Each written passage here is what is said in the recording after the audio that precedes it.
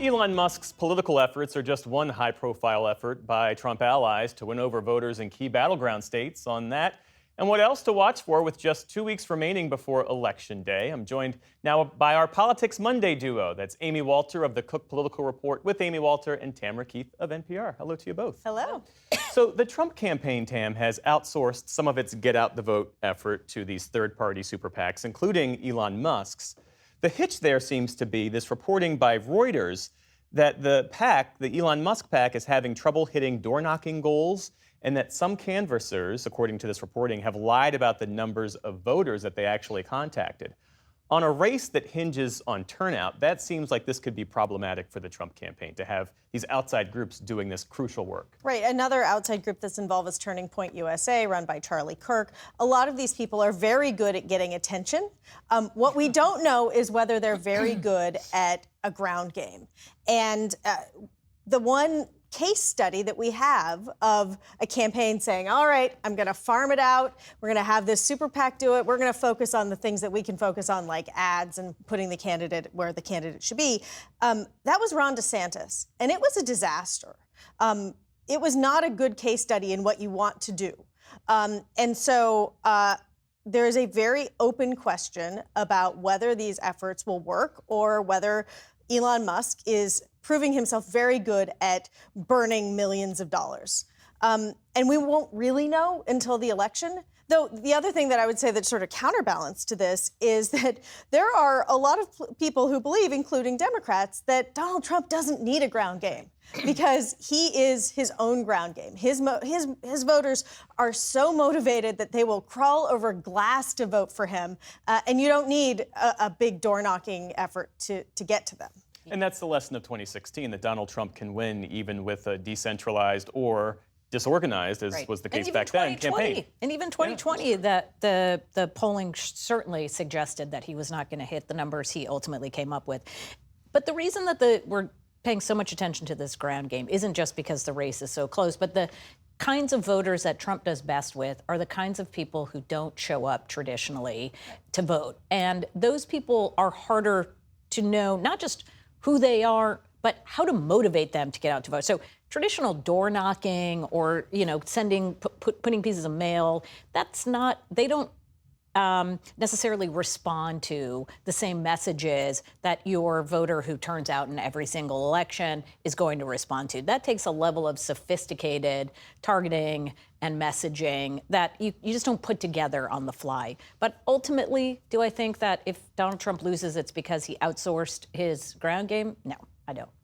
Meantime, the Harris campaign is going all in and trying to reach out to those dissatisfied, disaffected Republicans. Unpack your reporter's notebook for us. What are you seeing on the ground, and what does it suggest about their strategy?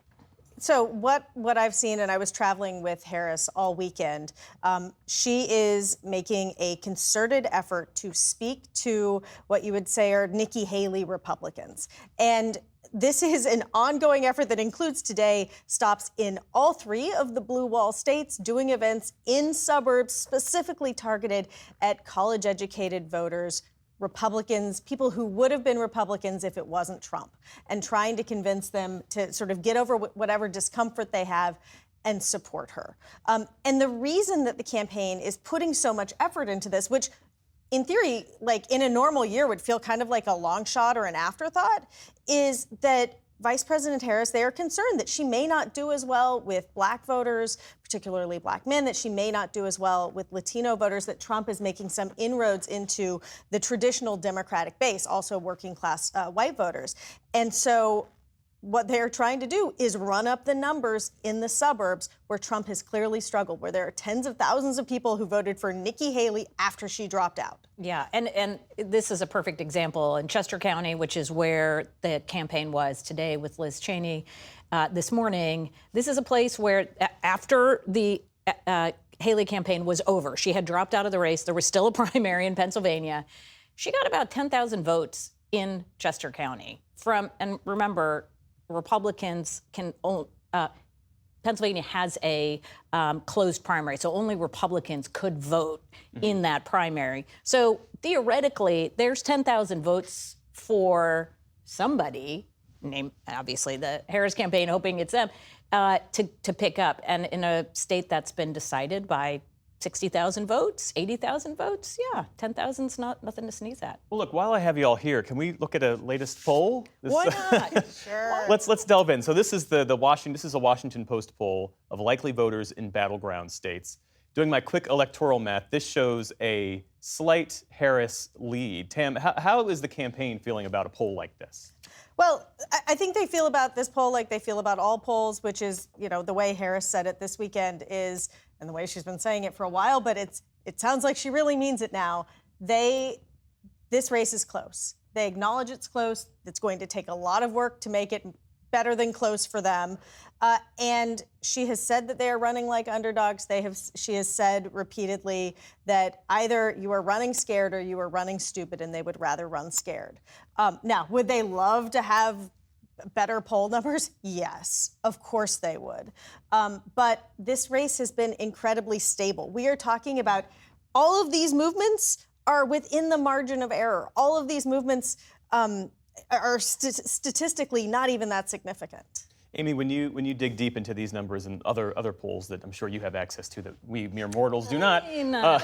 I would share with you guys. what do you see? What do you see 15 days out? A little more than 2 weeks away. Yeah, it is a question. I think there are two questions. One, who are these undecided voters? Overwhelmingly, they are younger. It's a more diverse group of voters.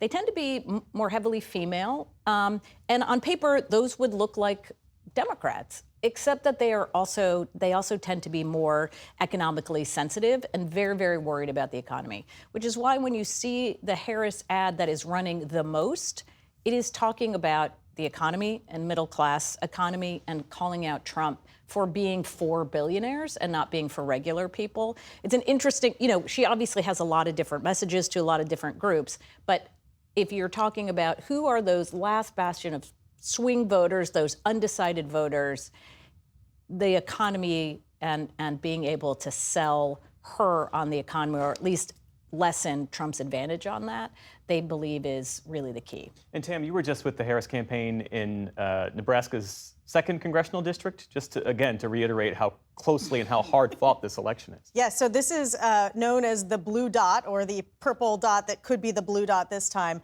And if Harris, of these swing states that we're talking about, if Harris were to only win the blue wall of Michigan, Pennsylvania, and Wisconsin, she would be at 269 electoral votes, one shy of what is needed to win the presidency.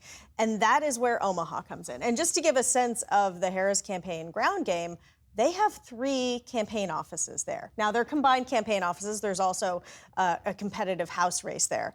But they have volunteers. I was watching them phone bank. They were chasing ballots. And there's also this kind of quirky grassroots effort that has sprung up with people putting blue dots in their yards. More than 10,000 signs have been made, many of them with blue spray paint that's all over their hands. And then Republicans responding with some red Pac-Man things to eat the blue dot, and also a big red state of Nebraska. It is fun to see a place where they believe that their vote matters and they are incredibly politically engaged, and it's not super toxic. Yeah. Tamara Keith and Amy Walter, thank you both so much. You're welcome. Online on TikTok, our Lisa Desjardins and Dima Zain have been counting down to Election Day, giving us a fun and insightful fact each day.